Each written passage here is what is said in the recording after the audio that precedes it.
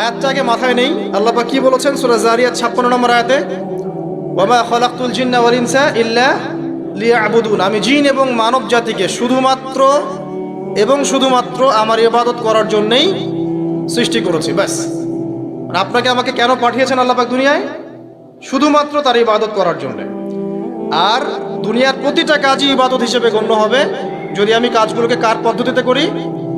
নবী মুহাম্মদ সাল্লাল্লাহু আলাইহি ওয়াসাল্লামের দেখানো সুন্নাত এবং পদ্ধতিতে করি। কিন্তু করব কিভাবে, এটা হচ্ছে প্র্যাকটিক্যাল কথা। কিভাবে একজন প্রোডাক্টিভ মুসলিম হবে, এটা হচ্ছে কথা। শুরুটা করতে হবে এখান থেকে যে আজকে থেকে নিয়াত করতে হবে যে আগামী যতদিন আল্লাহ পাক বা যত বছর যত যুগ আমাকে পৃথিবীতে বাঁচিয়ে রাখবেন, তার প্রত্যেকটা দিন আমি এই সুন্নাহর উপর আমল করার চেষ্টা করবো ইনশাআল্লাহ। পারি না পারি সেটা পরের ব্যাপার, আগে নিয়াত থাকবে আমি আমার জীবনের শেষ দিন পর্যন্ত এভাবেই এই পদ্ধতিতে আমল করে যাওয়ার চেষ্টা করব ইনশাআল্লাহ তাআলা। শুরুটা করতে হবে এখান থেকে যে আজকে এশার নামাজ যখন হয়ে যাবে, এশার নামাজ এখানে হয় হয়তোবা 9টায় বা 9:15, প্রত্যেকটা মসজিদে এভাবেই হচ্ছে। 9টায় হোক আর 9:15তেই হোক, আমরা এশার নামাজ জামাতে পড়ার চেষ্টা করবো ইনশাআল্লাহ তাআলা। জামাতে নামাজ পড়ার পরে বাসায় গিয়ে খাওয়া দাওয়া করেই ঘুমিয়ে পড়তে হবে। আজকে থেকে আমাদের ট্রেনিং শুরু, কিভাবে আমি আমার জীবনের পুরো বিষয়টাকে ইবাদত হিসেবে কাটাবো, এটা ট্রেনিং শুরু হবে এখান থেকে, এশার নামাজের পর থেকে। এই জায়গায় যদি আমরা ভুল করি বা এই বিষয়টা শক্ত করে আঁকড়ে ধরতে ব্যর্থ হই, তাহলে বাকি সব কাজগুলো ভেস্তে যাবে। এটা ভালো করে মাথায় নেয়। প্রথম কাজ কি? এশার নামাজের পরে কি করবেন? ঘুমিয়ে যাবেন। এখন এশার নামাজের পরে যদি খাবার খান, তারপরে কিছুক্ষণ পড়াশোনা করে হাঁটাহাঁটি করে ঘুমাবেন, কারণ খাবার খাওয়ার সাথে সাথেই বিছানায় যাওয়া উচিত নয়। আর যদি এশার নামাজের আগেই রাতের খাবার খেতে পারেন, তাহলে সবচেয়ে বেশি ভালো। এইটাই সুন্নাহসম্মত, এশার নামাজের আগেই রাতের খাবার খেয়ে ফেলা, মাগরিব থেকে এশার মধ্যেই রাতের খাবার খেয়ে ফেলা, তারপরে মসজিদে এসে নামাজ পড়ে বাসায় গিয়ে ঘুমানো। তো এটা সবচেয়ে বেস্ট। এখন ঘুমানোর আগে কি করবেন? ঘুমানোর আগে আপনি প্রথমত পড়বেন আয়াতুল কুরসি। আয়াতুল কুরসি কোনটা? আল্লাহু লা ইলাহা ইল্লা হুয়াল হাইয়ুল কাইয়্যুম লা তা'খুযুহু সিনাতুন ওয়া লা নাওম, এখান থেকে লাহু মা ফিস সামাওয়াতি ওয়া মা ফিল আরদি মান যাল্লাযী ইয়াশফা'ু ইনদাহু ইল্লা বিইذনিহি ইয়া'লামু মা বাইনা আইদিহিম ওয়া মা খালফাহুম ওয়া লা ইউহিতুনা বিশাইইন মিন ইলমিহি ইল্লা বিমা শা'a ওয়াসি'a কুরসিয়ুহুস সামাওয়াতি ওয়াল আরদ ওয়া লা ইয়াউদুহু হিফযুহুমা ওয়া হুয়াল আলিয়্যুল আযীম। সূরা বাকারার আয়াত নাম্বার 255। সূরা বাকারার আয়াত নাম্বার 255 হচ্ছে আয়াতুল কুরসি। ঘুমানোর আগে আয়াতুল কুরসি পড়বেন বিছানায় গিয়ে। তারপরে সূরা বাকারার শেষের 3টা আয়াত পড়বেন। সূরা বাকারার শেষের 3টা আয়াত, লিল্লাহি মা ফিস সামাওয়াতি ওয়া মা ফিল আরদ, এখান থেকে শুরু করে ফানসুরনা আলাল কওমিল কাফিরিন পর্যন্ত এই শেষের 3টা আয়াত অবশ্যই পড়বেন। ঘুমানোর আগে যে ব্যক্তি আয়াতুল কুরসি পড়বে, আল্লাহর পক্ষ থেকে একজন ফেরেশতা তার কাছে থাকবে। সারা রাত এই ফেরেশতা ওই ব্যক্তিকে পাহারা দেবে ইনশাআল্লাহ। কোনো বিপদ আপদ তাকে স্পর্শ করবে না ইনশাআল্লাহ তাআলা। রাতের বেলা অনেক বিপদ হতে পারে, চুরি হতে পারে, ডাকাতি হতে পারে, তারপরে আপনার দুষ্ট জিন শয়তান উৎপাত করতে পারে, এছাড়া আপনার জাদুবিদ্যার কাজ হয় রাত্রেবেলা, মানুষ এগুলো করতে পারে, কুফরি কালাম করতে পারে, ক্ষতিকর প্রাণী আপনাকে কামড় দিতে পারে, অনেক কিছু হতে পারে। আপনি তো ঘুমের মধ্যে আছেন, আপনি জানেন না কি হচ্ছে। অতএব আয়াতুল কুরসি পড়বেন, ইনশাআল্লাহ আল্লাহ পাক আপনাকে হেফাজত করবে ইনশাআল্লাহ। আর সূরা বাকারার শেষের 3টা আয়াত কেন পড়বেন?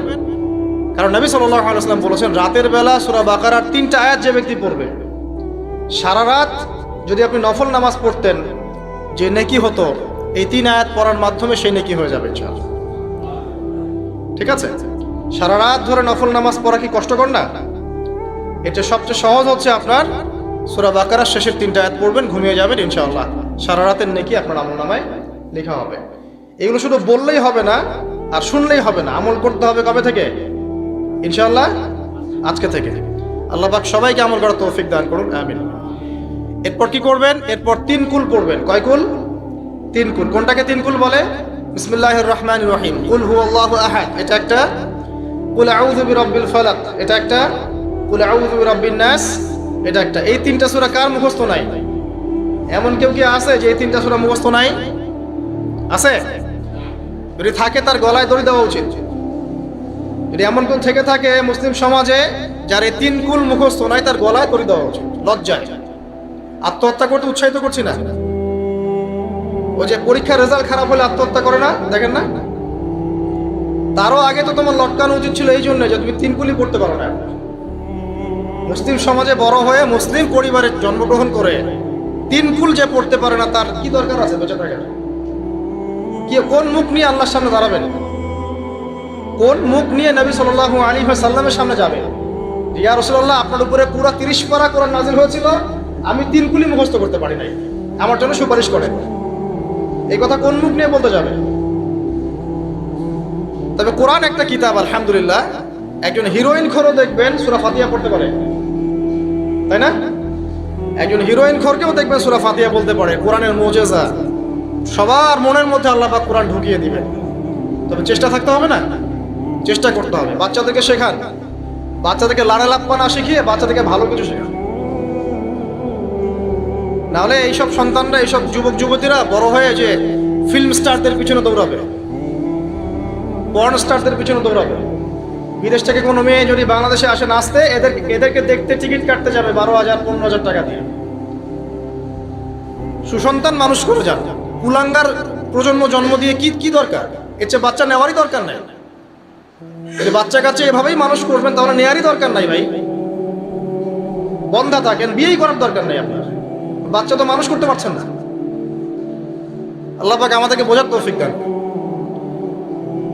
তিন কুল পড়ে ঘুমাবেন। তিন কুলের মধ্যে একটা সূরা ইখলাস, একটা সূরা ফালাক, একটা সূরা নাস। কি হবে এটা পড়লে? নবী সাল্লাল্লাহু আলাইহি ওয়াসাল্লাম বলছেন দৃশ্য ও অদৃশ্য, মানে যা দেখা যায়, যা দেখা যায় না, এই দৃশ্য অদৃশ্যের জগতের কোনো ক্ষতি তাকে স্পর্শ করবে না। প্রোটেকশন আল্লাহর পক্ষ থেকে, প্রোটেকশন। আর এটা যখন রাতে পড়বেন তখন এভাবে পড়বেন। একবার সূরা ইখলাস, কুল হুয়াল্লাহু আহাদ, তারপর সূরা ফালাক, কুল আউযু বিরাব্বিল ফালাক, তারপর সূরা নাস, কুল আউযু বিরাব্বিন নাস করে দুই হাত একত্রিত করে ফু দিবেন। দিয়ে মাথা থেকে নিয়ে এভাবে, পুরো মাথা থেকে নিয়ে পুরো বডি এভাবে মাসাজ করবেন, এভাবে। ঠিক আছে? এটা 3 বার করবেন, একবার না। একবার করবেন আরেকবার 3 বার। এরপরে পড়বেন সূরা কাফিরুন। কোন সূরা? কুল ইয়া আইয়ুহাল কাফিরুন লা আ'বুদু মা তা'বুদুন। এই সূরাটা পড়বেন লাকুম দীনুকুম ওয়ালিয়া দীন পর্যন্ত। কি হবে? আল্লাহর রাসূল সাল্লাল্লাহু আলাইহি ওয়াসাল্লাম বলছেন যে রাতের বেলা ঘুমানোর আগে কেউ যদি সূরা কাফিরুন তেলাওয়াত করে ঘুমিয়ে যায়, আল্লাহ পাক ওই ব্যক্তিকে শিরকের পাপ থেকে মুক্ত রাখবে ইনশাআল্লাহ। আমি অনেক লেকচারে বলেছি, আবার বলছি যে যত মানুষ জাহান্নামে যাবে, হাজারে যে 999 জন মানুষই জাহান্নামে যাবে, তাদের আমলনামার মূল পাপটা হচ্ছে শিরক। কথা বুঝতে পারছেন? এই যে হাজারে যে পুরো 99% মানুষ জাহান্নামে যাচ্ছে, এটা তো হাদিস। তার মধ্যে যারা জাহান্নামে যাবে তাদের আমলনামায় সবচেয়ে কমন যে পাপটা থাকবে সেটা হলো কি? শিরকের পাপ। কারণ শিরক ছাড়া আল্লাহ পাক যে কোনো পাপ তওবা করলেই যাকে ইচ্ছা মাফ করে দিতে পারে। শিরকরত অবস্থায় কোনো মানুষ যদি মারা যায় তাহলে সে ব্যক্তি জাহান্নামে যাবে, এটাই চূড়ান্ত। ইল্লা মাশাআল্লাহ। তো সূরা কাফিরুন যদি আপনি তেলাওয়াত করেন, আল্লাহ পাক আপনাকে শিরক থেকে বাঁচাবেন। শিরক সম্পর্কে বিস্তারিত জানার জন্য আপনি পড়েন কিতাবুত তাওহীদ। কোন বই? কিতাবুত তাওহীদ। এই বইটাকে পড়েন, দেখবেন এখানে শিরকের সমস্ত বিষয়গুলো লেখা আছে। কোন কোন কাজ করলে শিরক হয়, কোন কোন কথা বললে শিরক হয়, কি চিন্তা করলে শিরক হয়। মনে রাখেন, এই যুগে সবচেয়ে বেশি যে পাপে মানুষ ডুবে আছে এটা হলো শিরকের পাপ। শুধু শিরক নিয়ে আমি আলাদা লেকচার দিব ইনশাআল্লাহ, কারণ এখন শিরকের আলোচনা শুরু করলে আর প্রোডাক্টিভ মুসলিম আলোচনা করতে পারবো না। এটা এত ডিটেলস একটা সাবজেক্ট। মনে রাখবেন, শিরক চিন্তায় হয়, কথায় হয় এবং কাজে হয়। এই 3 শ্রেণীর শিরকের বিস্তারিত বিবরণ দেওয়া আছে কিতাবুত তাওহীদ নামক একটা বই। বাজারে কিনতে পাওয়া যায়, পড়ে দেখবেন। আর কি? রাতের বেলা শোয়ার আগে পড়বেন 33 বার সুবহানাল্লাহ, 33 বার আলহামদুলিল্লাহ এবং 34 বার আল্লাহু আকবার। আল্লাহর পক্ষ থেকে আপনার শরীরে শক্তি আসবে। এটা যারা নিয়মিত আমল করে, আল্লাহর পক্ষ থেকে তাদের শরীরে শক্তি আসে। হ্যাঁ, কারণ এইটা রাসূল সাল্লাল্লাহু আলাইহি ওয়াসাল্লাম কাকে শিখিয়ে দিয়েছেন? তার মেয়ে ফাতিমা রাদিয়াল্লাহু আনহাকে। ফাতিমা রাদিয়াল্লাহু আনহা এবং আলী রাদিয়াল্লাহু আনহু তারা দুজন গিয়েছেন আল্লাহ রাসূলের দরবারে, গিয়ে বলেছেন আমাদেরকে একজন দাসী বা দাস দিন, বাসার অনেক কাজ আমরা করতে পারি না, লাগে না কাজের মানুষ। নবী সাল্লাল্লাহু আলাইহি ওয়াসাল্লাম বলছেন যে আমি কি তোমাদেরকে এমন কিছু শিখিয়ে দিব যেটা তোমাদের এই দাস দাসের অভাব পূরণ করে দিবে, প্রয়োজন হবে না? অবশ্যই শিখিয়ে দিন। তখন নবীজি শিখালেন সাল্লাল্লাহু আলাইহি ওয়াসাল্লাম যে ঘুমানোর আগে 33 বার সুবহানাল্লাহ পড়বে, 33 বার আলহামদুলিল্লাহ এবং 34 বার আল্লাহু আকবার। তোমাদের দাস দাসের প্রয়োজন হবে না ইনশাআল্লাহ। তোর ব্যাখ্যায় অনেক ওলামায়ে কেরাম বলেছেন যে এটা নিয়মিত আমল করতে থাকলে রোগ ব্যাধি কম হয়, শরীরে শক্তি আসে, এনার্জি বাড়ে, আপনি নিজের কাজ নিজেই করতে পারবেন ইনশাআল্লাহ। আসুন সামনে যাই। এরকম ঘুমানোর আরো বেশ কিছু আমল আছে, আমি অল্প কয়েকটা বললাম, এগুলোই করা শুরু করেন, আল্লাহ তৌফিক দান করুন। আর যদি পারেন ওযু করে ঘুমাতে পারলে আরো বেশি ভালো হয়। এবার আপনি ঘুমাচ্ছেন ডান কাত হয়ে, কি পড়বেন এই সময়? আল্লাহুম্মা বিসমিকা আমুতু ওয়া আহইয়া, আলহামদুলিল্লাহ, দোয়া সবার মুখস্থ আছে। এবার ঘুমান। এই যে ঘুমাচ্ছেন আপনি 3 ঘন্টা বা 4.5 ঘন্টা বা 6 ঘন্টা, আপনার এই পুরো ঘুমটা হবে ইবাদত ইনশাআল্লাহ তাআলা। এবং পবিত্র অবস্থায় ঘুমানোর অভ্যাস করতে থাকলে আল্লাহর পক্ষ থেকে আপনি সত্য স্বপ্ন দেখতে পারেন। এখনকার সায়েন্স একটা বিশ্বাস করে না, আর এই সায়েন্সকে নিয়ে আমার কোনো মাথা ব্যথাও নাই, কারণ এই আজকে একটা কথা বলে কালকে একটা কথা বলে, ঠিক আছে? তো আল্লাহর পক্ষ থেকে আপনি সত্য স্বপ্ন দেখতে পারেন। ইউসুফ আলাইহিস সালাম জেলখানায় বন্দী, সূরা ইউসুফ পড়ে দেখেন, তখন কয়েদিদের মধ্যে 2 জন স্বপ্ন দেখেছে। একজন স্বপ্ন দেখছে তার মাথার উপরে রুটি, উপর থেকে পাখি এটা ঠোকরে কি করছে, খেয়ে নিয়ে চলে যাচ্ছে। আরেকজন স্বপ্ন দেখেছে যে সে শরাব পান করাচ্ছে একজনকে, আছে না সূরা ইউসুফে? তো ইউসুফ আলাইহিস সালাম বললেন যে যার মাথা থেকে পাখি ঠোকরায় খেয়ে নিচ্ছে খাবার, তাকে শুলদণ্ড দেওয়া হবে, আর যে শরাব পান করাচ্ছে সে অতি শীঘ্রই মুক্ত হয়ে যাবে, জেল থেকে ছাড়া পেয়ে যাবে। কয়দিন পর তাই হলো। এই যে স্বপ্ন যারা দেখেছে এরা কি মুসলিম? এই স্বপ্ন যারা দেখেছে এরা কিন্তু মুসলিম না।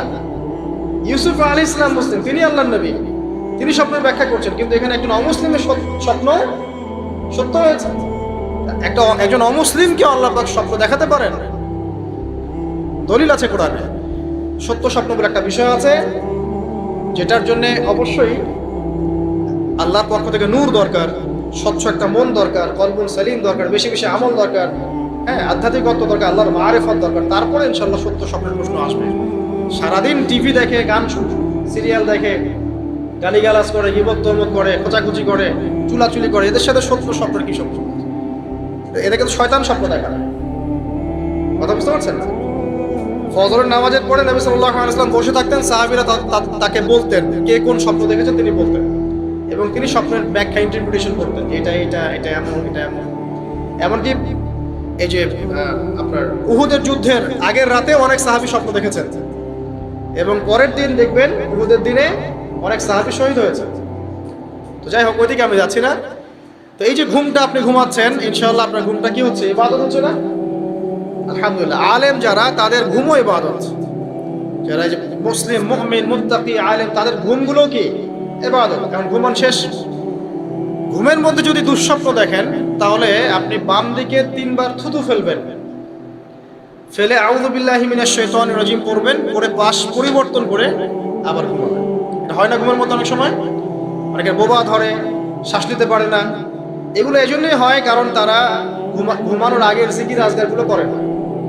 নিয়মিত করলে এগুলো সমস্যা ইনশাআল্লাহ হবে না। আপনি নিজের ভালো নিজেই বোঝেন, হুজুরের কাছে দৌড়ানোর দরকার নেই এত বেশি। নিজের বাচ্চাকে নিয়ে এত দৌড়ানো, এই কবিরাজ, ওই কবিরাজ, ওইখানে তাবিজ, এত তো দরকার নাই তো।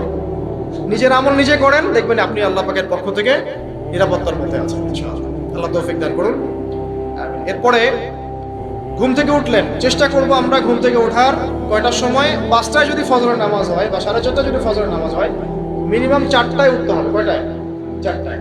এই জন্য যদি অ্যালার্ম দেন ঘড়িতে, অ্যালার্ম দিবেন প্রত্যেক 1.5 ঘন্টা পর পর। মনে করেন যে আপনি 1.5 ঘন্টা ঘুমাতে যাচ্ছেন, তাহলে 1.5 ঘন্টা পরে অ্যালার্ম সেট করবেন, অথবা 3 ঘন্টা পর, অথবা 4.5 ঘন্টা, অথবা 6 ঘন্টা, মানে 1.5 ঘন্টার গুণিতক দিয়ে আপনি অ্যালার্ম সেট করবেন, দেখবেন উঠতে পারবেন খুবই ইজিলি। এতে 1.5 ঘন্টায় আপনার ঘুমের সার্কেলটা পূর্ণ হয়। একটা ঘুমের সার্কেল পূর্ণ হতে আমাদের মাথায় তো রেস্টের দরকার আছে, এটা পূর্ণ হতে 1.5 ঘন্টার মতো সময় লেগে যায়। তো এটা একটা ট্রিক বললাম আপনাদেরকে, আপনি করতে পারেন, উপকৃত হবেন ইনশাআল্লাহ। তো ফজরের নামাজের মিনিমাম আধা ঘন্টা আগে আমাদেরকে ওঠার অভ্যাস করতে হবে। এই যে ঘুমটা ভাঙলো, ভাঙার সাথে সাথে কি করব? ভাঙার সাথে সাথে আল্লাহ শুকরিয়া, আলহামদুলিল্লাহিল্লাযী আহইয়ানা বা'দা মা আমাতানা ওয়া ইলাইহিন নুশুর। বাস, এই যে ইবাদত হয়ে গেল। এবার আপনি আরেকটা দোয়া পড়বেন, শিখে নেন। আপনি পড়বেন লা ইলাহা ইল্লাল্লাহ ওয়াহদাহু লা শারীকা লাহু লাহুল মুলকু ওয়া লাহুল হামদ ওয়া হুয়া আলা কুল্লি শাইইন কাদির সুবহানাল্লাহ আলহামদুলিল্লাহ ওয়া লা ইলাহা ইল্লাল্লাহ আল্লাহু আকবার লা হাওলা ওয়া লা কুওয়াতা ইল্লা বিল্লাহ আল্লাহুম্মা ইগফির। এটা পড়ার পরে হাত তুলে দোয়া করেন, যা দোয়া করবেন তাই পাবেন ইনশাআল্লাহ। জানতেন? জানতেন না? তো এই দোয়াটা হচ্ছে দোয়া কবুলের অস্ত্র। ঘুম থেকে ওঠার পর যদি এই দোয়াটা করে দোয়া করেন ইনশাআল্লাহ দোয়া কবুল হয়ে যাবে ইনশাআল্লাহ। আমাদের জীবনে চাওয়া পাওয়ার কি অভাব আছে? প্রচুর চাওয়া পাওয়া। বৈধ চাওয়া পাওয়াগুলোকে পাওয়ার জন্য আল্লাহর সাথে সম্পর্ক করতে হয়, আর আল্লাহ পাকের সাথে সম্পর্কে কিছু ওসিলা মাধ্যম লাগে। এই দোয়াগুলো হলো মাধ্যম, আমলগুলো হচ্ছে মাধ্যম। তো আল্লাহ পাক যেমনটা বলেছেন ফাযকুরুনি আযকুরকুম ওয়াশকুরুলি ওয়া লা তাকফুরুন, তোমরা আমাকে স্মরণ করো আমিও তোমাদেরকে স্মরণ করব। আল্লাহ পাক তো এভাবে বলেছেন, যখন একজন মানুষ মনে মনে আমাকে ডাকে আমিও মনে মনে ওকে স্মরণ করি। মনে করেন আপনি মনে মনে আল্লাহকে বলছেন, আল্লাহ আমি অসুস্থ, আমাকে শেফা দাও, বা আমার রিজিকের টেনশন আছে, আমার রিজিকের টেনশন দূর করে দাও, আল্লাহ আমাকে হেফাজত করো, আল্লাহ আমাকে দিনের জ্ঞান দাও, তোমার আনুগত্য করার তৌফিক দাও। এই যে মনে মনে আপনি আল্লাহকে ডাকছেন, নিঃসন্দেহে ওই মুহূর্তে আল্লাহ পাক আপনাকে স্মরণ করছে। 7 আসমান ভেদ করে আরশের উপর থেকে আল্লাহ পাক আপনাকে স্মরণ করছেন। আল্লাহ পাক বলছেন, যখন একজন মানুষ জনসমক্ষে আল্লাহকে স্মরণ করে, যেমন আমরা এখন করছি, জনসমক্ষে সবার সামনে আল্লাহর কথা আলোচনা করছি, আল্লাহ পাক বলছেন আমিও তখন এর চেয়ে অনেক উত্তম জনসমাবেশে ওই বান্দাদের কথা স্মরণ করি। এই মুহূর্তে আল্লাহ পাক আমাদের কথা স্মরণ করছেন। আমাদের কোনো ফিলিংস আছে? আল্লাহ আমাদের কথা স্মরণ করছেন, ওই যে যুবক ছেলে বসে বসে ফোন কিনছে, কোনো ফিলিংস আছে? মানে মনস্তাত্ত্বিক ভাবে অন্তরে যখন নূর থাকে না, পাপ করতে করতে যখন অন্তরটা কলুষিত হয়ে যায়, কোনো ফিলিংস কাজ করে না। এক খুন করবে, কোনো ফিলিংস নাই। সুদ খাচ্ছে, কোনো ফিলিংস নাই। জেনা করছে ডেইলি, কোনো ফিলিংস নাই। দেখবেন ঘুষ নিচ্ছে, দুর্নীতি করছে, মানুষের সম্পদ আত্মসাৎ করছে, যারা পরিমাণ ফিলিংসও নাই আমি একটা পাপ করছি। কখন এরকম হয় জানেন? যখন এক কথায় যখন মানুষ পাপ করতে করতে করতে করতে, এই যে কলব বলে একটা কথা আছে, এই কলবের উপরে কালো কুৎসিত একটা মরিচা পড়ে যায়, তখন আর ফিলিংস কাজ করা যায়। তো ফিলিংস কাজ করানোর বুদ্ধি কি? 2টা বুদ্ধি আছে। এক, বেশি বেশি কোরআন তেলাওয়াত করা, তাহলে অন্তরের মরিচা দূর হয়ে যাবে ইনশাআল্লাহ। আর 2 হচ্ছে বেশি বেশি মৃত্যুর কথা স্মরণ করা। মনের মধ্যে যে কালিমাগুলো আছে আস্তে আস্তে দূর হবে ইনশাআল্লাহ। মৃত্যুর কথা কে স্মরণ করে এখন? মানুষ তো চলাফেরা করে এমন ভাবে যে কোনোদিন মরবেই না। কে স্মরণ করে? যে টেবিলের তল দিয়ে ঘুষ নিচ্ছে ও স্মরণ করে মৌতের কথা? যে মেয়েটা বোরখা পরে যে ডেটিং করে বেড়াচ্ছে, জেনা করে বেড়াচ্ছে, ও কি মৃত্যুর কথা স্মরণ করে? যে ছেলেটা এখনকার যুব সমাজের বেশিরভাগই মাদকের সাথে সম্পৃক্ত, গার্লফ্রেন্ড বয়ফ্রেন্ড অ্যাফেয়ার্সে আছে, হ্যাঁ, টিকটক প্রজন্ম, আড্ডাবাজি করে সময় কাটায়, গুন্ডামি করে, মাস্তানি করে, এর মৌতের কোনো ফিকির আছে? একজনকে বড় দায়িত্ব দেওয়া হয়েছে, সবার সম্পদ লুটপাট করে খাচ্ছে, এর মৌতের ফিকির আছে নাকি? এর মধ্যে ফেরাউনি চেতনা এসেছে, আনা রব্বুকুমুল আলা, আমি মহান রব, আমি তোমাদের মহান রব। ওদের মধ্যে ওই চেতনা কাজ করছে যে সূরা মুমিনুনে যেটা বলা আছে যে আমরা এখানেই জন্ম নেই, এখানেই মারা যাই, আমরা পুনরুত্থিত হব না। ইন হিয়া ইল্লা হায়াতুনা দুনিয়া নামুতু ওয়া নাহইয়া ওয়া মা নাহনু বিমাবউসিন। আমরা এই দুনিয়াতেই বাঁচি, দুনিয়াতেই মরি, আমাদের কোনো পুনরুত্থানের কিছু নাই। এদের চেতনা এমন। কে ফিকির করে মরতে? অথচ আপনি দেখছেন যে প্রতিনিয়তই কোনো কারণ ছাড়াই মানুষ নাই, কোনো কারণ লাগে না। এখন তো কারণ ব্যাখ্যা করতে আমরা পছন্দ করি, এই কারণে ওইটা হয়েছে, ওই কারণে এটা হয়েছে। এটাকে বলে কার্যকারণ তত্ত্ব। দর্শনের ভাষায় কি বলে? কার্যকারণ তত্ত্ব। এটা আপনারা ফিলোসফি পড়লে বুঝবেন। প্রত্যেকটা কাজের পিছনে একটা কারণ থাকে। আমরা কারণটা সার্চ করি বেশি। এখন কারণ ছাড়াই মানুষ ডেড। এই যে যাচ্ছে, উপরে একটা সুন্দর করে বড় একটা পাথর ঝুলছে, সব পাস হয়ে যাচ্ছে ওখান থেকে। মানে রাস্তায় কাজ চলছে, উপরে আবার এটা ঝুলছে, আর মানুষ আবার অন্যিস দিয়ে যাতায়াত করছে। তো যারা রাখছে ওদের ইন্টেলেকচুয়াল অবস্থা চিন্তা করেন, আর যারা আমরা তল দিয়ে যাচ্ছি তারও অবস্থা চিন্তা করেন। বুদ্ধিভিত্তিকভাবে আমরা কোন জায়গায় চিন্তা করেন? মানে মানুষ বিজি রোড দিয়ে যাচ্ছে, ওখানেই কাজ হচ্ছে, আবার যেখানে কাজ হচ্ছে দেখছি সেখানে আমরাও আবার তল দিয়ে যাচ্ছি।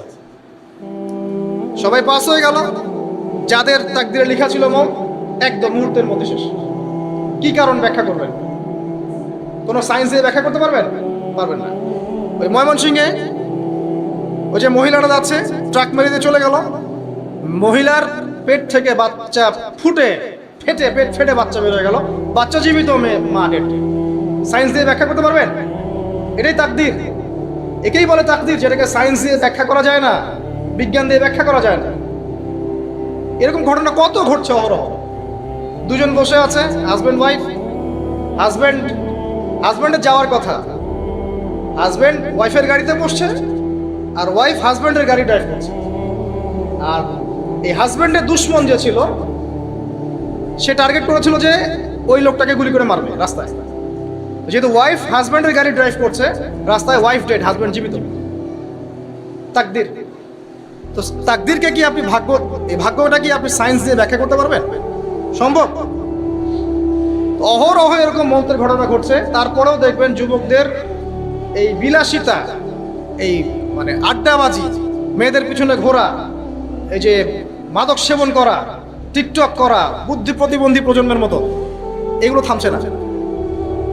কোনো শিক্ষাই তারা নিতে যাচ্ছে না। বয়স হয়ে গেছে, অনেক বয়স, দেখবেন ওই যে চায়ের দোকানে বসে ক্যারাম খেলছে। বুড়া মানুষ, তার হায়াতের কতদিন বাকি আছে আল্লাহ ভালো জানেন। দেখবেন দিব্যি, কোনো টেনশনই নাই, ক্যারাম বোর্ড খেলছে, লুডু খেলছে। দেখেন এই যে আপনাদের গ্রামাঞ্চলে যে চায়ের স্টলগুলো আছে, দেখবেন ওই যে টিভি ছেড়ে রেখে দেখে ঘন্টার পর ঘন্টা টিভি চলছে, মানুষ চা খাবে 1 কাপ আর টিভি দেখবে 5 ঘন্টা। ওর যে হায়াতের কোনো মূল্যই তার কাছে না। আল্লাহ পাক তাকে একটা সময় দিয়ে পাঠিয়েছেন, কোনো ফিলিংসই নেই। অথচ মানুষ প্রতিদিন, দিনে রাতে, প্রত্যেক দিন মানুষ অহরহ মারা যাচ্ছে। যাদের ভিতরে মৌতের চিন্তা আছে তারা কিন্তু পাপ কম করলেও ফিরে আসে আল্লাহর দিকে, কারণ তাদের প্রতি মৌতের ফিকির আছে। আর যাদের মৃত্যুর কোনো চিন্তা নাই, তারা এই রাজনীতি বলেন, অর্থনীতি বলেন, সমাজনীতি বলেন, আর এই পরিবার আর ধর্ম বলেন, সমস্ত ক্ষেত্রে পাপ করে বেড়াবে, কোনো ফিকির নেই। আল্লাহ পাক আমাদেরকে মৌতের ফিকির করার তৌফিক দান করুন, এবং পরকালের জীবনটাকে আসল জেনে দুনিয়ার কাজগুলো করার তৌফিক আল্লাহ পাক দান করুন। আসেন, তো এবার আপনি শুকরিয়া আদায় করছেন, আলহামদুলিল্লাহিল্লাযী আহইয়ানা বা'দা মা আমাতানা ওয়া ইলাইহিন নুশুর। আধা ঘন্টা আগে ঘুম থেকে উঠেছেন, এখন কি করবেন? বাথরুমে যাচ্ছেন। এই বাথরুম করাটাকে দুনিয়াবি কাজ না? এই কাজটা ইবাদত হবে যদি আমি ঢোকার সময় বাম পা দিয়ে ঢুকি আর বলি, কি বলি? আল্লাহুম্মা ইন্নী আউযু বিকা মিনাল খুবসি ওয়াল খাবাইস। এখন বাথরুম করতে আপনার 10 মিনিট লাগুক, আর 15 মিনিট লাগুক, আর 5 মিনিট লাগুক, এই পুরো সময়টা নেকি পাবেন না। সুবহানাল্লাহ। আর কি চাই? বের হব, এখন বের হওয়ার সময় কি বলবো? গুফরানাকা, নেকি পাচ্ছেন। একটা দোয়া আছে, আলহামদুলিল্লাহিল্লাযী আযহাবা আনিল আযান ওয়া আফানি। এবার আপনি ওযু করবেন। ওযুটা ধীর স্থির ভাবে করবেন, তাড়াহুড়া করবেন না। ওযুর প্রত্যেকটা অঙ্গ প্রত্যঙ্গ 3 বার করে ধোয়ার চেষ্টা করবেন। শুধু মাথা মাসে হবে কয়বার? 1। ওযু করার পরে আপনি হাত তুলে আল্লাহর কাছে দোয়া করুন। ওই সময়টা কখন? রাত 4টা থেকে 4:30 বাজে, তাই না? তার মানে আল্লাহ রাব্বুল আলামিন এখন প্রথম আসমানে আছেন। কিভাবে আল্লাহ পাক আছেন সেটা আল্লাহর উপর ছেড়ে দেন। আমাদের এটা নিয়ে ব্যাখ্যা করার দরকার নাই, চিন্তাও করার দরকার নেই। আল্লাহ পাক বলেছেন আমি নেমে আসি, বাস নেমে আসি। এত বেশি বুদ্ধিজীবী হওয়ার দরকার নেই। খুব বেশি বুদ্ধিজীবী হয়ে গেলে আবার মানুষ খেয়ে হারিয়ে ফেলে। অত দরকার নাই, শুনেছি মেনেছি, বাস যথেষ্ট। আল্লাহ পাক নেমে আসেন, কি বলেন? আল্লাহ বলেন যে কেউ কি আছো আমার কাছে কিছু চাইবে, আমি দিব। কেউ কি আছো যে আমাকে ডাকবে, আমি তোমার ডাকে সাড়া দেব। কেউ কি আছো আমার কাছে কোনো কিছু দোয়া করবে, হ্যাঁ হাজত আছে, আমি পূরণ করে দেব। এভাবে আল্লাহ পাক ফজর পর্যন্ত বলতেই থাকেন। বলেন তো আমাদের কোনো ফিকির আছে? আমরা সবাই ঘুমাই কয়টায়? হয় 1টায়, নাহলে 2টায়, নাহলে 3টায়, ম্যাক্সিমাম এখনকার। আমি যে বিষয়টা নিয়ে কথা বলছি এটা খুবই কঠিন, 9টা থেকে 10টার মধ্যে বা 11টার মধ্যে ঘুমাতে হবে, এটা খুবই কঠিন বিষয় এখনকার জেনারেশনের কাছে। এর জন্য প্রথম যে কাজটা সেটা হলো রাত্রেবেলা স্মার্টফোন আর চালানো যাবে। এশার নামাজ শেষ, ফোন একদম ডয়ারে লক করে রাখতে হবে, কিচ্ছু করার নাই। এটা না করতে পারলে আপনি ঘুমাতে পারবেন না, ঘুমাতে পারবেনই না। এবং এরপর দিনে আসছি, তখন বলছি দিনে কিছু কাজ আছে, দিনের কাজগুলো যদি আমরা ঠিকঠাক মতো করি তাহলে রাতে তাড়াতাড়ি ঘুম আসবে ইনশাআল্লাহ, যদি না করি তাহলে ঘুম আসবে না। তো শেষ রাতে আল্লাহ পাক আসমানে নেমে আসেন, প্রথম আসমানে, এবং এই আহ্বান করতে থাকেন। তাই ওই সময় ওযু করার পরেই আপনি হাত তুলে আল্লাহর কাছে দোয়া করা শুরু করেন। আপনার যত চাওয়া পাওয়া আছে আল্লাহর কাছে ঢেলে দেন, ইনশাআল্লাহ আল্লাহ রাব্বুল আলামিন আপনাকে খালি হাতে ফেরাবেন না ইনশাআল্লাহ। আল্লাহ পাক তো এমন করে বলেছেন যে কেউ হাত তুলেছে আল্লাহর কাছে আর আল্লাহ পাক সেটাকে খালি ফিরিয়ে দিবেন, এটাতে আল্লাহ লজ্জা বোধ হয়। কথা বুঝতে পারছেন? আমাদের যাদের অনেক সম্পদ আছে বা সামর্থ্য আছে এবং মন আছে বড়, তাদের কাছে যখন কেউ সাহায্য চায় আপনার খালি ফিরাইতে লজ্জা লাগে না? আপনার মনে হয় না যে চাইলো এত করে কিভাবে না করে ফিরাই? আছে না এমন মানুষ? আছে না? আসলে দান সদকা করার জন্য সম্পদ লাগে না, দান সদকা করার জন্য মন লাগে। কি লাগে? মন লাগে। দেখবেন অনেক কোটি আল্লাহ আছে মানুষ দান সদকা করতে পারে না, জাকাতই তো দেয় না, দান সদকা করবে কি? বাংলাদেশে যত কোটিপতিগুলো আছে সবার থেকে জাকাত নেওয়া শুরু করলে এদেশে কোনো দারিদ্রতা বলে কিছু থাকবে না ইনশাআল্লাহ, থাকবেই না, এটাই বাস্তব। কে উদ্ধার করবে সেই টাকা? ইমাম মাহদি আসলে করবে ইনশাআল্লাহ, ঈসা ইবনে মারিয়াম আসলে করবে ইনশাআল্লাহ। তখন কে জাকাত না দিয়ে পার পায় তাই দেখা যাবে। একটা ব্যক্তি পাওয়া যাবে না জাকাত না দিয়ে পার পায়। অবশ্য তখন এমন একটা যুগ আসবে যে মানুষ জাকাতের টাকা নিয়ে ঘুরবে, কিন্তু নেওয়ার মতো মানুষ নাই, সবাই সচ্ছল।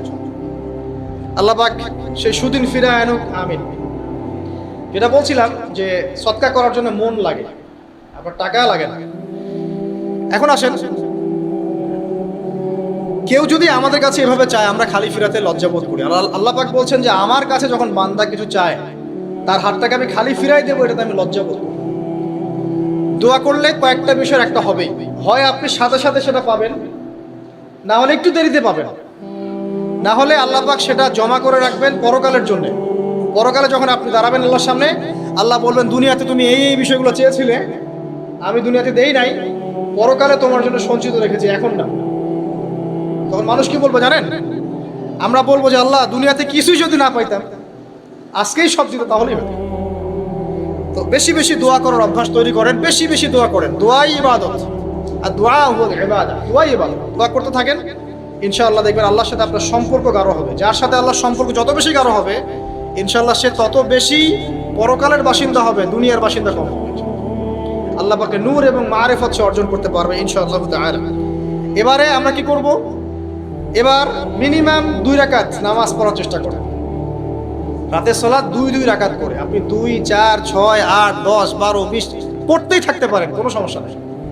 কিন্তু মিনিমাম 2 রাকাত নামাজ তাহাজ্জুদ আপনি পড়ার চেষ্টা করেন। পড়া যাবে না? আর নামাজটাকে তাড়াহুড়া করবেন না, কাইন্ডলি আল্লাহর ওয়াস্তে তাড়াহুড়া করবেন। রিল্যাক্সে কেরাত করেন, কেরাত পড়েন, রুকুতে সময় দেন, সেজদায় সময় দেন, 2 সেজদার মাঝখানে সময় দেন, শেষ বৈঠকে দোয়াগুলো করেন, তারপর ধীর স্থিরভাবে সালাম ফিরান, হাত তুলে দোয়া করেন, সময় দেন। কারণ আমি কি বলছি, সূরা জারিয়াতে 56 নম্বর আয়াতে আল্লাহ পাক বলেছেন দুনিয়াতে পাঠিয়েছি শুধু আল্লাহর ইবাদত করার জন্য। তো যে কারণে এসেছি এটাতে এত তাড়া কিসের? অনেক মসজিদে নামাজ পড়লে মনে হয়, ইমাম সাহেবকে বলি যে আপনার কি পেশাব পায়খানার চাপ নিয়ে নামাজ পড়ান? এমন অনেক মসজিদে নামাজ পড়েছি, মনে হয় ইমাম সাহেবকে ডেকে একটু কানে কানে বলি যে ভাই আপনার কি পেশাব পায়খানার চাপ আছে?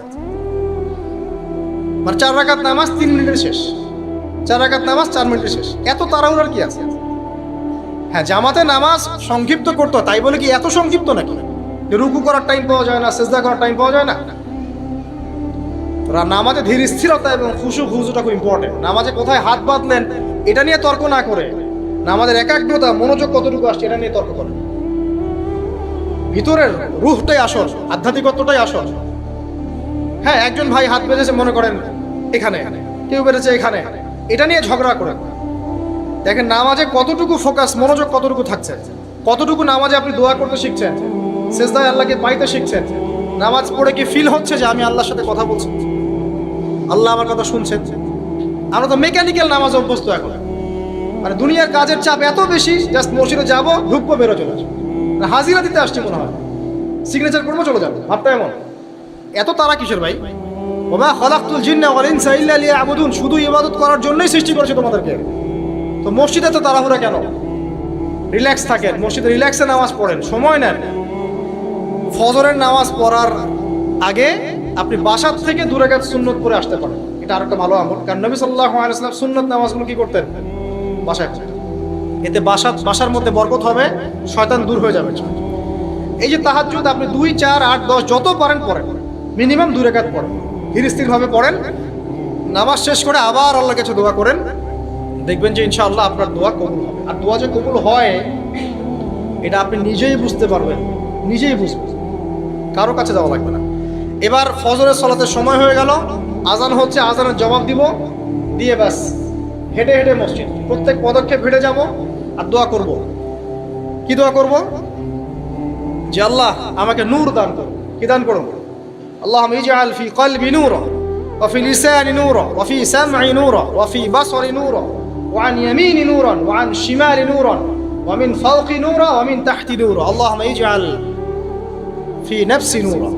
মানে এর অর্থ হচ্ছে আল্লাহ আপনি আমার ডানে বামে সামনে পিছনে শরীরে আত্মায় দেহে সবখানে আল্লাহ আপনার নূর দান করুন।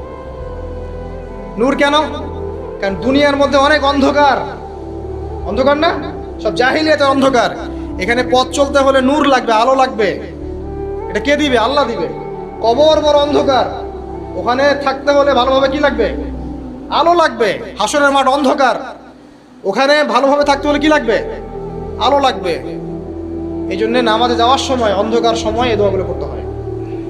আর তার আগে একটা কথা বলতে ভুলে গেছি, বাসা থেকে যে বের হচ্ছেন তখন কি করবেন? কি করবেন? বিসমিল্লাহি তাওয়াক্কালতু আলাল্লাহ ওয়ালা হাওলা ওয়ালা কুওয়াতা ইল্লা বিল্লাহ। এটা পড়ে বের হলে শয়তান দূরে চলে যাবে, ফেরেশতা আপনার কাছে চলে আসবে। এবার নামাজে আসলাম, জামাতের সাথে নামাজ পড়বেন, ফজরের নামাজ, এবং ফজরের সালাতের কেরাতটা লম্বা করার চেষ্টা করবেন। এটা সুন্নাত, ফজরের সালাতের কেরাত লম্বা করা সুন্নাত। এবং নামাজ শেষ হওয়ার সাথে সাথেই উঠেও চলে যাবেন না। নামাজ শেষ, এবার আপনি ওখানে বসে থাকবেন, বসে বসে জিকির আজকারগুলো করবেন। কি কি জিকির করবেন আমি কয়েকটা আপনাদেরকে শিখিয়ে দিচ্ছি, বাকিগুলো আপনারা কিতাব থেকে শিখে নেবেন। সালাম ফেরানো শেষ, প্রথমে একবার আল্লাহু আকবার, তারপরে 3 বার আস্তাগফিরুল্লাহ আস্তাগফিরুল্লাহ আস্তাগফিরুল্লাহ। এরপরে পড়বেন আল্লাহুম্মা আনতাস সালাম ওয়া মিনকাস সালাম তাবারাকতা ইয়া যাল জালালি ওয়াল ইকরাম। পড়বেন তারপরে আল্লাহুম্মা আইন্নি আলা যিকরিক ওয়া শুকরিকা ওয়া হুসনি ইবাদাতিক। এরপরে পড়তে পারেন আয়াতুল কুরসি, যেটা একটু আগে বলেছি, তাসবিহাত সুবহানাল্লাহ আলহামদুলিল্লাহ আল্লাহু আকবার 33 33 33, পরে কালিমা শাহাদা, অথবা 10 10 10ও পড়ার দলিল আছে।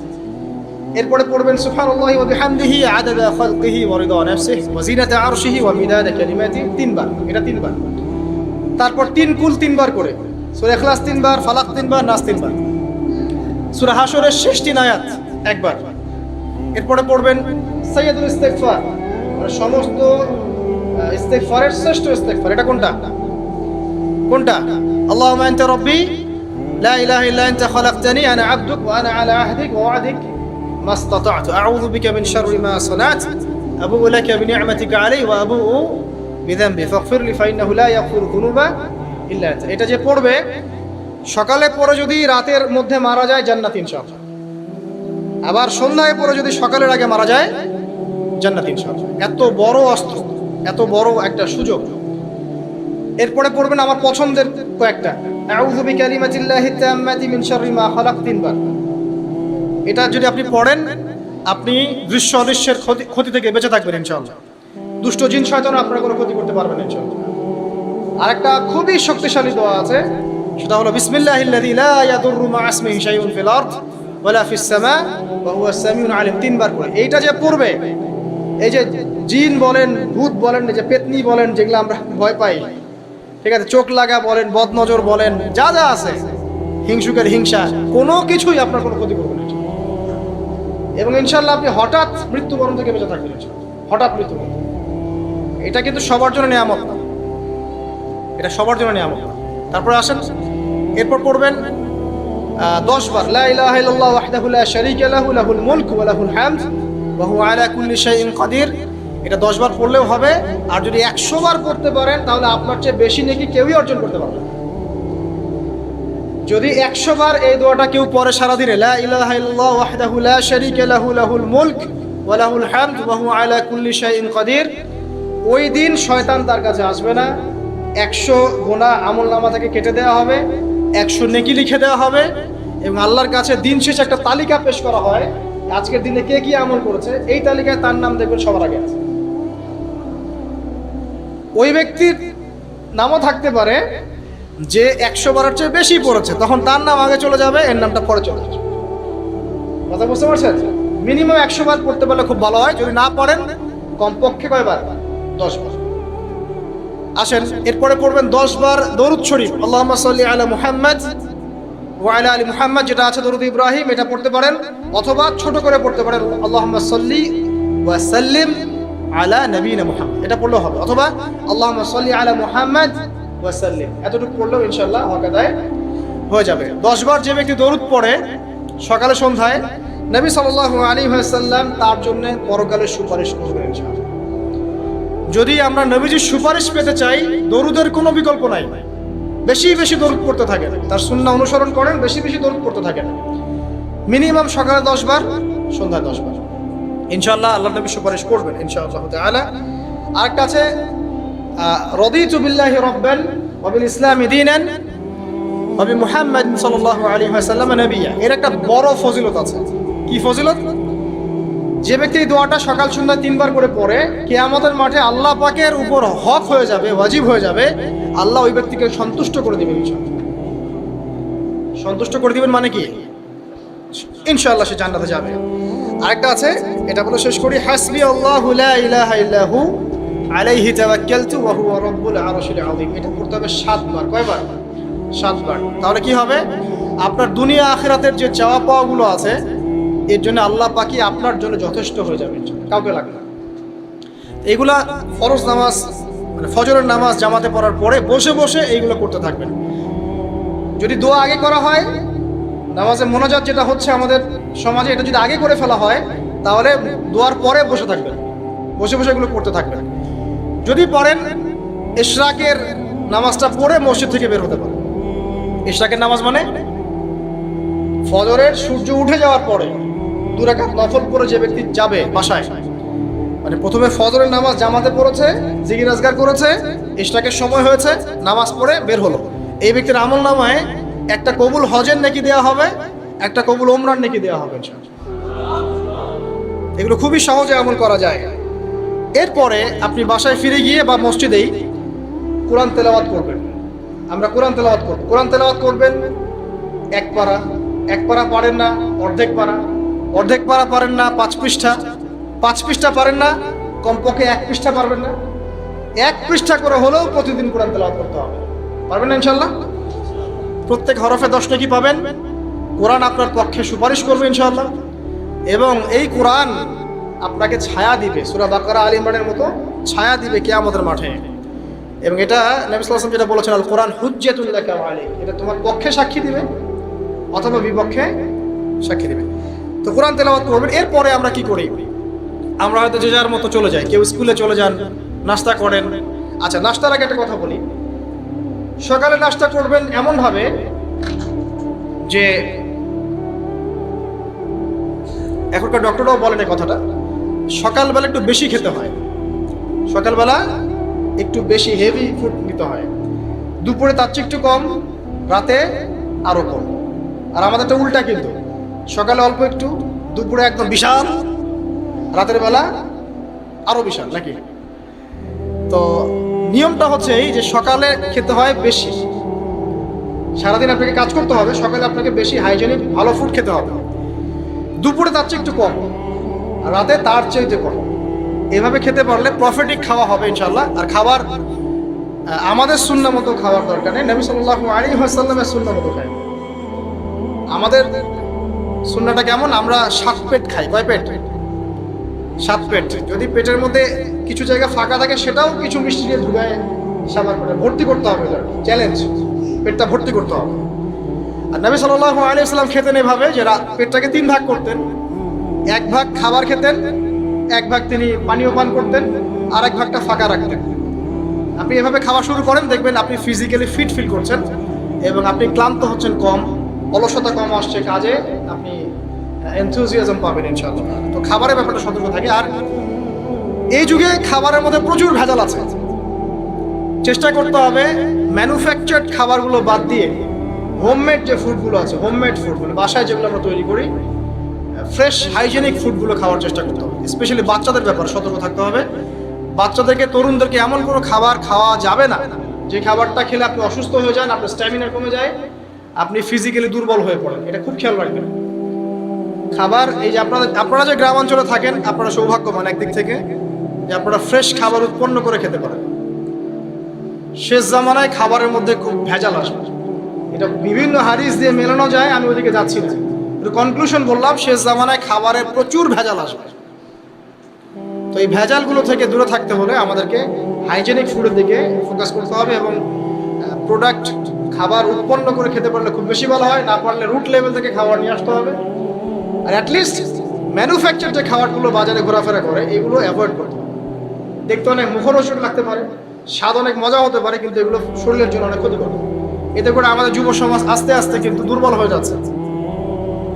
এখনকার যুব সমাজকে তাকায় দেখেন, আমাদের বাপ-দাদাদেরকে তাকায় দেখেন, যারা এখানে বয়স্ক মুরব্বী আছে, দেখেন একজন মুরব্বীর সাথে এখনকার যুবকের কুস্তি লাগান, পাঞ্জা লাগান, বা ওই যে একটা রিংয়ের মধ্যে ঢুকায় বক্সিং ম্যাচ দেন একটা, দেখেন কে পারবে। আমি নিশ্চিত ওই চাচাই পারবে। আমরা নিজেরাই তো এর প্রমাণ। আমাদের বাপ দাদাদের বয়সী যারা আছেন তারা এখনো দিব্যি মাঠে কাজ করে, দেখবেন 4 ঘন্টা 5 ঘন্টা 8 ঘন্টা রিক্সা চালাচ্ছে, ভ্যান চালাচ্ছে, কৃষি কাজ করছে, কত পরিশ্রম করছে। আর আমাদের যুব সমাজে তাকায় দেখেন না আপনি, একটু চেহারাগুলো দেখেন, চেহারাগুলো তাকায় দেখেন। চাপাগুলো বসে গেছে গাঁজা খেতে খেতে, হিরোইন খেতে খেতে দেখবেন চাপাগুলো বসে গেছে একদম, চোখগুলো ঢুকে গেছে একদম মাদক খেতে খেতে। হ্যাঁ, হস্তমৈথুন করতে করতে শরীর রোগা, চলতে পারে না। কথা শুনতে খারাপ লাগছে এগুলা, বাস্তব, এগুলোই বাস্তব এখন। হ্যাঁ, ঘুম নাই, সারা রাত জাগ না, ওই যে ফজরের পর ঘুমায়, রাতে ওই যে বিকাল 4টায় ওঠে, দেখবেন শরীরটার দিকে তাকায় দেখে, চলতে পারে, এনার্জি নাই। একটা ক্রিকেট ম্যাচে লাগায় দেন, ও দেখবেন 2-4 ওভার ব্যাটিং করে শেষ। কোন কাজ করতে পারবে?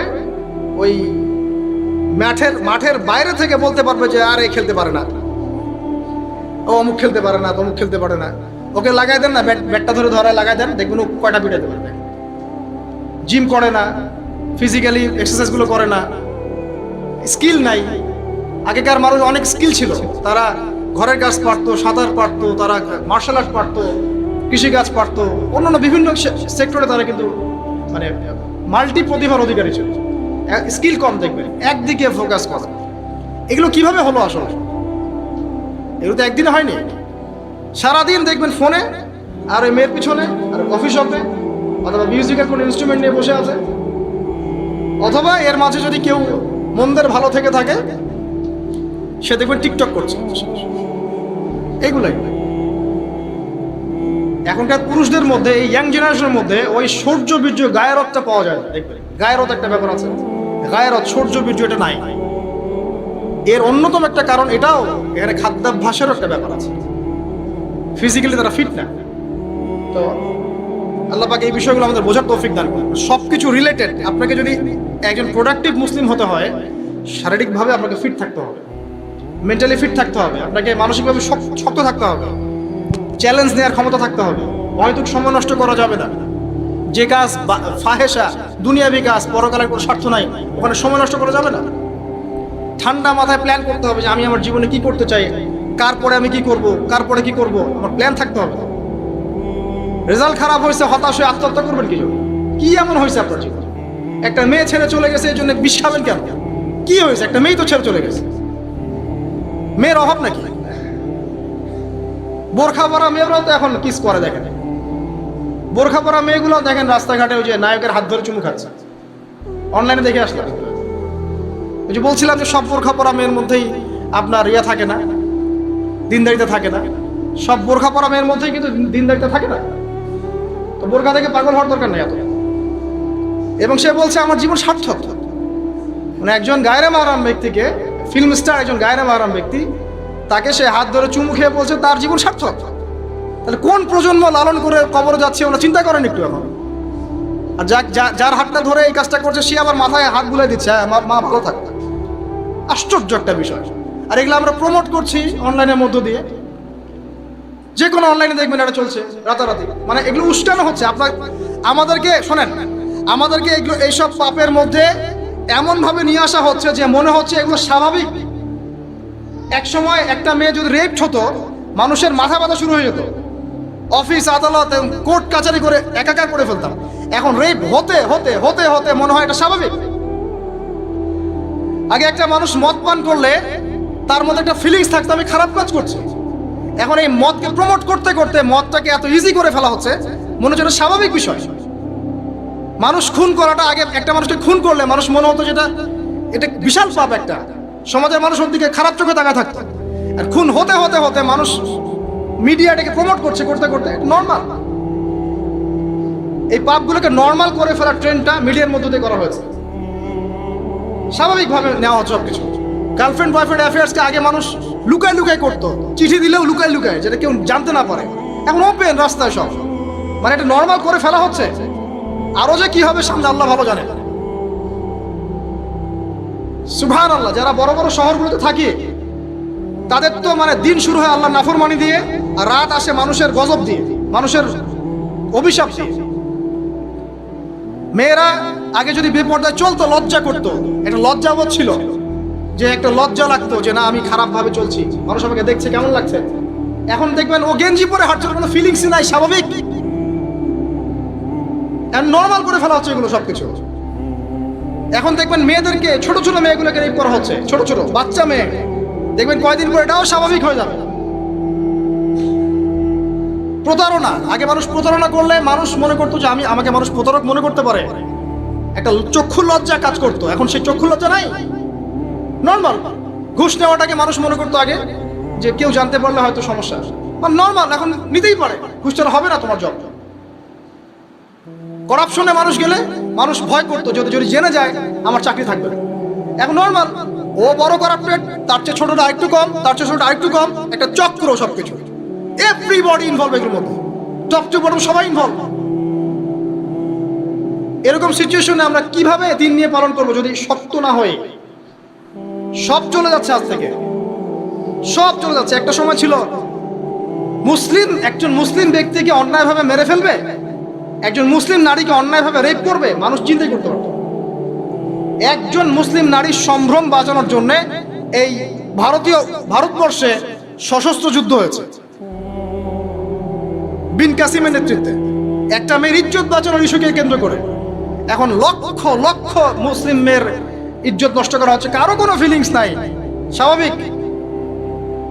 একটা রাষ্ট্রদূতকে হত্যা করেছিল তাবুক যুদ্ধের সময়, নবী সাল্লাল্লাহু আলাইহি ওয়াসাল্লাম 30,000 সৈন্য নিয়ে ধাওয়া করেছিলেন। এখন সারা বিশ্বে লক্ষ লক্ষ মুসলিম হত্যা করা হয়েছে, কারো কোনো ফিলিংস নেই। মানে আমি বুঝাতে যাচ্ছি আপনাদেরকে, সবকিছুকে নর্মাল করে ফেলা হয়েছে। কয়দিন পর দেখবেন ছেলে ছেলে নর্মালি বিয়ে করে ফেলবে। দেখেন এখন একটু চক্ষু লজ্জা কাজ করে যে আমি সমকামী, মানুষ কি মনে করবে। আস্তে আস্তে দেখবেন এমন সময় আসবে ও মনে করবে যে নর্মাল। সবকিছুকে এই মিডিয়ার মধ্যে দিয়ে নর্মাল করা হচ্ছে। এসব মিডিয়াগুলো ইউজ করা থেকেও দূরে থাকা উচিত।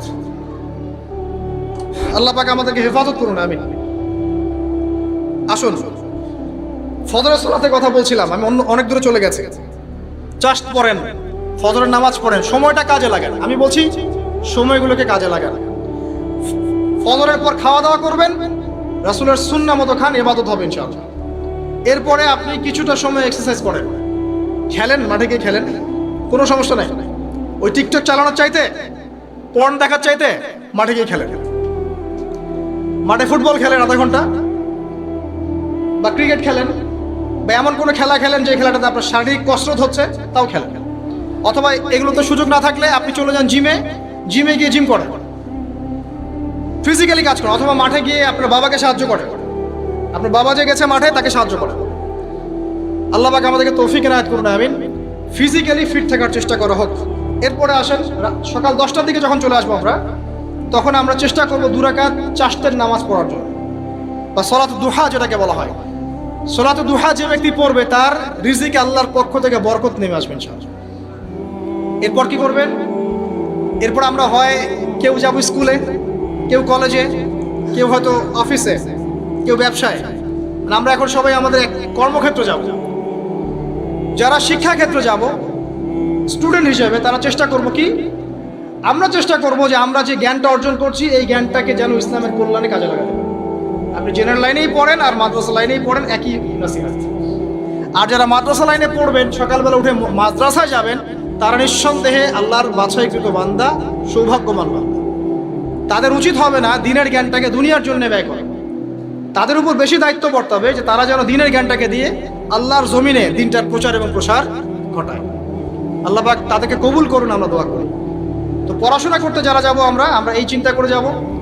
যারা পড়াতে যাব তারাও চিন্তা করব যে এমন কিছু শেখাবো যেটা শিখলে আমার স্টুডেন্টের পরকালটা টিকবে, দুনিয়াতেও কল্যাণ হবে, পরকালটাও টিকবে ইনশাআল্লাহ। জেনারেল নলেজগুলো খুব ইম্পর্টেন্ট।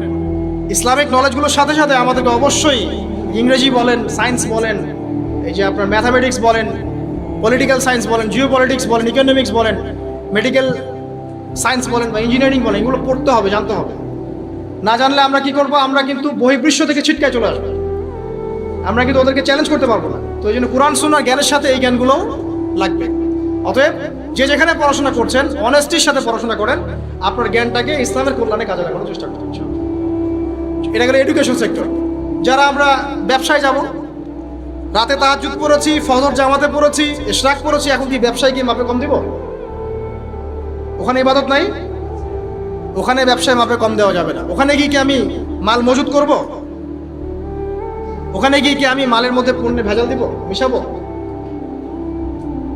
একজন সৎ এবং অনেস্ট ব্যবসায়ী, নবীজি বলছেন সাল্লাল্লাহু আলাইহি ওয়াসাল্লাম, একজন সৎ এবং অনেস্ট ব্যবসায়ী কিয়ামতের মাঠে নবীদের সাথে থাকবে ইনশাআল্লাহ। আর যারা মাপে ভেজাল দিবে, পণ্যে ভেজাল দিবে, অন্যকে ঠকাবে, নবীজি বলছেন মান ওয়াশানা ফালাইসা মিন্না, যে ব্যক্তি মানুষের সাথে ধোঁকাবাজি করে, প্রতারণা করে, মাপে কম দেয়, ঠকায়, মজুত করে, জনগণকে কষ্ট দেয়, গভর্নমেন্টকে চাপে ফেলে, এরা আমাদের উম্মতের অন্তর্ভুক্ত। অতএব ব্যবসা করলেই যে পার পেয়ে যাবে এমন নয়। ব্যবসা করতে হবে করার মতো আমানতদারিতার সাথে। অবশ্যই মাপ ঠিক রাখতে হবে, মজুতদারি করা যাবে না, আমাদের পণ্যে ভেজাল মিক্স করা যাবে না, কৃত্রিম সংকট তৈরি করা যাবে না। এগুলো যদি করেন তাহলে আপনার নাম যেমন উম্মতে মুহাম্মাদি থেকে কাটা পড়ে যায়, দুনিয়াতে আল্লাহর পক্ষ থেকে দুইটা আযাব আসে। এক হচ্ছে ওই জনগণের মধ্যে, ওই জনসমষ্টির মধ্যে দুর্ভিক্ষ নেমে আসতে পারে এবং বৃষ্টিপাত বন্ধ হয়ে যেতে পারে। আরেকটা হচ্ছে ওই জনগণের উপরে জালেম শাসককে আল্লাহ পাক চাপিয়ে দিবেন। এটা আযাব কাদের কারণে আসলো? এক শ্রেণীর ব্যবসায়ীর কারণে আসলো। কিছু কিছু মানুষের ফলে সারা নেশন সাফার করে। যেমন এই যে যারা দেখবেন অনলাইন অফলাইনের মধ্যে অশ্লীলতা ছড়িয়ে বেড়াচ্ছে, নোংরামি, ফাহেসা, বেপরদামি এগুলো ছড়িয়ে বেড়াচ্ছে, এদের কারণে সমাজের মধ্যে এমন সব রোগ ব্যাধি আসবে যেগুলো আগে আমরা নামও শুনি নাই। হাদিস, যারা মুসলিম সমাজের মধ্যে মানে বাদ্যযন্ত্রকে হালাল মনে করে নিবে, মদকে হালাল মনে করে নিবে, জেনাকে হালাল মনে করে নিবে, এইসব মানুষদের কারণে ভূমি ধসের আযাব আসবে এবং আকৃতি পরিবর্তনের আযাব আসবে। শেষ জামানার হাদিসগুলো পড়ে দেখেন। তো এখানে পাপ করছে এক শ্রেণীর মানুষ, ফলাফল ভোগ করছে সবাই। সো যারা ভালো মানুষ তাদের উচিত হবে এগুলোকে প্রোটেক্ট করা, ডিফেন্ড করা, এগুলোর বিরুদ্ধে বলা বা লেখা বা কিছু করা। সূরা নূরে আল্লাহ পাক বলছেন যারা মুমিনদের মধ্যে ফাহেসা, নোংরামি, অশ্লীলতাকে ছড়িয়ে দিতে চায়, পছন্দ করে, ইন্নাল্লাযীনা ইউহিব্বুনা আন তাশিআল ফাহিশাতু ফিল্লাযীনা আমানু লাহুম আযাবুন আলীমুন ফিদ দুনিয়া ওয়াল আখিরাহ। দুনিয়া এবং আখিরাতে এদের জন্য ভয়ঙ্কর শাস্তি আছে।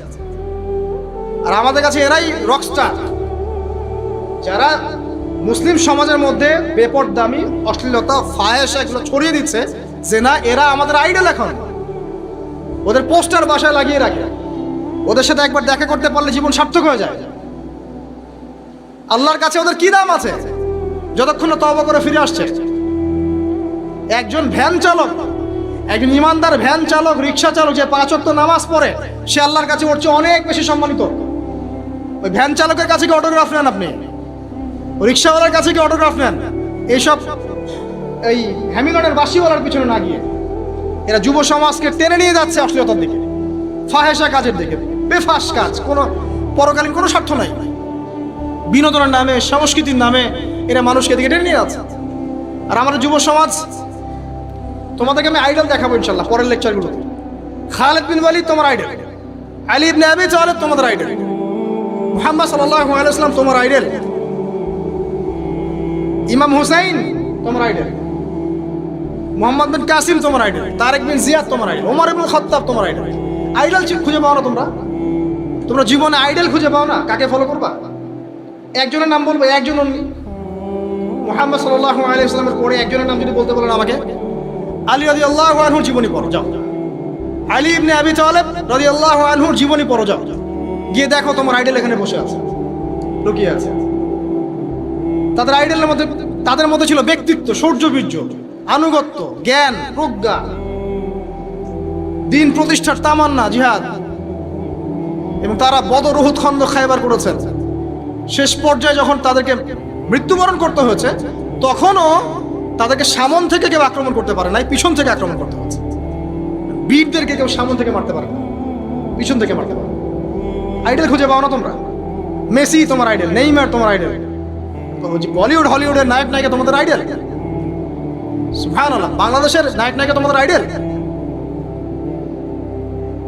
যারা জীবনে কত পাপ করেছে তারা নিজেরাই জানে, ওদের বিবেকই ভালো করে জানে যে ওরা কত পাপ করেছে।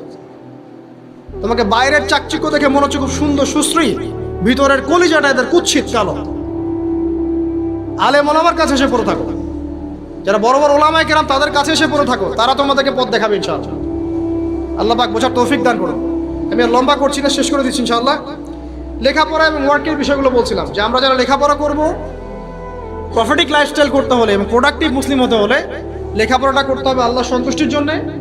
চাকরি বাকরি, ব্যবসা বাণিজ্য যাই করে, কৃষিকাজ, সব কিছুর উদ্দেশ্য হবে কি? আল্লাহর সন্তুষ্টি অর্জন করা, এবং ওই ক্ষেত্রে সৎ থাকা, কাউকে না ঠকানো, মাপে কম না দেওয়া, দুর্নীতি না করা, ঘুষ না নেওয়া। তাহলে আপনার জীবনের প্রত্যেকটা কাজই কি হবে? ইবাদত হিসেবে গণ্য হবে ইনশাআল্লাহ তাআলা। শেষ করার আগে আমরা জোহরের ওয়াক্তে চলে আসছি। আপনি আপনার জব সেকশনে কাজ করছেন, নামাজের ওয়াক্ত হলো, নামাজ পড়ে নেবেন। আচ্ছা, নামাজের আগে আপনি 4 রাকাত সুন্নত পড়বেন, শেষে 2 রাকাত। চেষ্টা করবেন দিনে 12 রাকাত সুন্নত পড়ার জন্য। ফজরের আগে 2, জোহরের আগে 4, পরে 2, 6 আর 2 8, মাগরিবের পরে 2, এশার পরে 2। এই যে মোট 12 রাকাত সুন্নাত যে ব্যক্তি নিয়মিত পড়বে, জান্নাতে আল্লাহ পাক তার জন্য একটা ঘর নির্মাণ করবেন ইনশাআল্লাহ তাআলা। প্রতিদিন একটা ঘর, প্রতিদিন একটা করে ঘর আপনি পেতে পারেন মাত্র 12 রাকাত নফল বা সুন্নাত আদায় করার মধ্য দিয়ে। জোহরের ওয়াক্ত চলে আসলো, আমরা যেখানে থাকি, স্কুলে বা কলেজে, ইউনিভার্সিটিতে বা চাকরি ক্ষেত্রে, নামাজটা পড়ে নেব ইনশাআল্লাহ।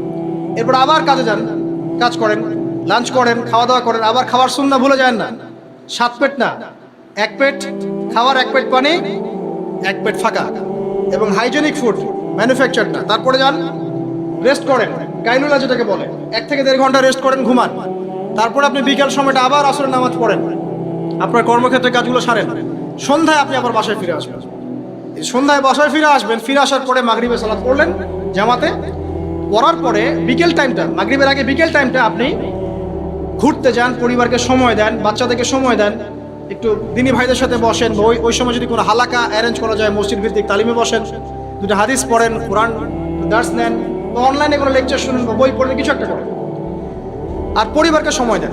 পরিবারকে সময় দেওয়ার পর মাগরিবের ওয়াক্ত হয়ে যাওয়ার পরে, মাগরিবের নামাজ শেষ, ফজরের পর আপনি যে আমলগুলো করেছেন মাগরিবের পর, সেই আমলগুলো আবার করতে হবে, সেম কাজ। এভাবে করতে করতে দেখবেন 1 ঘন্টা চলে গেল।